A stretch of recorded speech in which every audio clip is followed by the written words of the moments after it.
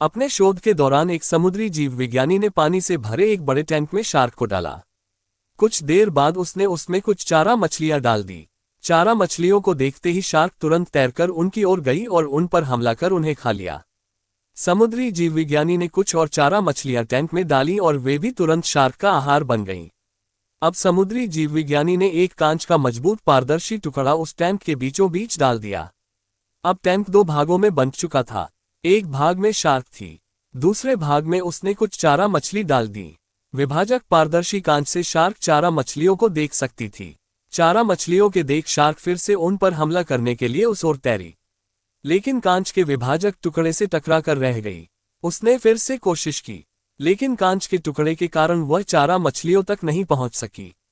Shark ने दर्जनों बार पूरी आक्रामकता के साथ चारा मछलियों पर हमला करने की कोशिश की, लेकिन बीच में कांच का टुकड़ा आ जाने के कारण वह असफल रही। कई दिनों तक शार्क उन कांच के विभाजक के पार जाने का प्रयास करती रही, लेकिन सफल न हो सकी।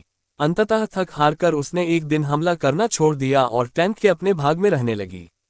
कुछ दिनों बाद समुद्री जीवविज्ञानी ने टैंक से वह कांच का विभाजक हटा दिया, लेकिन शार्क ने कभी उन चारा मछलियों पर हमला नहीं किया क्योंकि एक काल्पनिक विभाजक उसके दिमाग में बस चुका था और उसने सोच लिया था कि वह उसे पार नहीं कर सकती।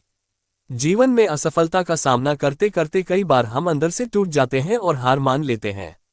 हम सोच लेते हैं कि अब चाहे कितनी भी कोशिश कर लें, सफलता हासिल करना नामुमकिन है और उसके बाद हम कभी कोशिश ही नहीं करते, जबकि सफलता प्राप्ति के लिए अनवरत प्रयास आवश्यक है।